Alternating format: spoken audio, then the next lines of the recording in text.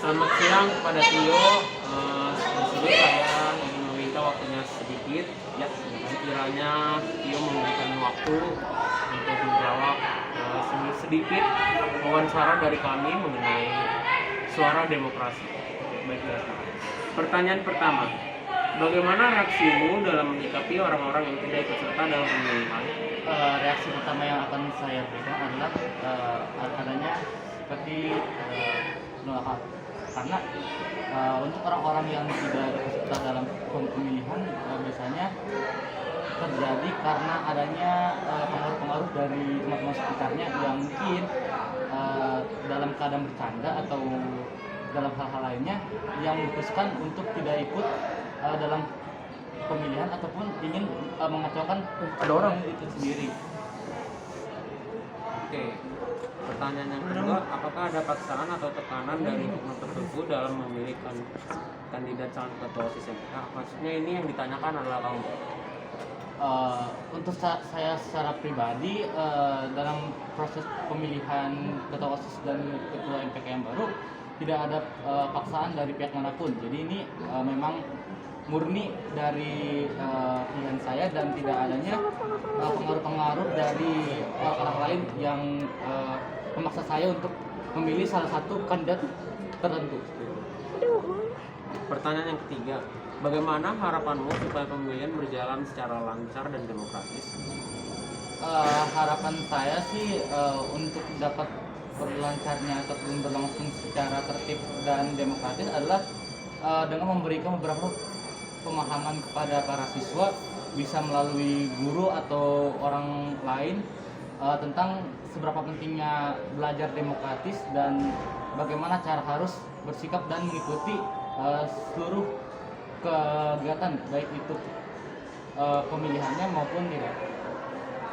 Oke, pertanyaan yang keempat, menurutmu apa konsekuensi yang sebaiknya diterapkan terhadap orang yang tidak mengikuti pemilihan secara demokratis? Konsekuensinya ini bisa berupa hukuman ataupun sekedar himbauan aja.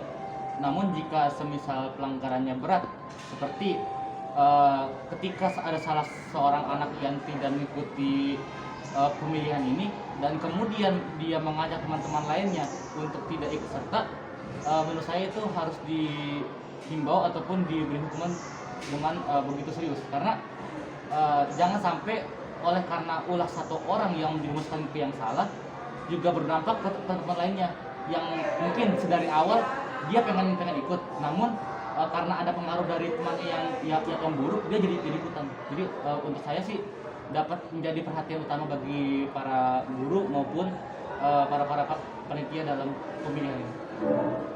Oke. Di pertanyaan kelima, ada tidak masukan yang bisa diberikan pada pemilihan ketua OSIS kali ini? Menurut saya pemilihan ketua OSIS dan calon MPK ini sudah berlangsung dengan baik dan sesuai dengan asas-asas pemilihan. Namun mungkin yang menjadi perhatiannya adalah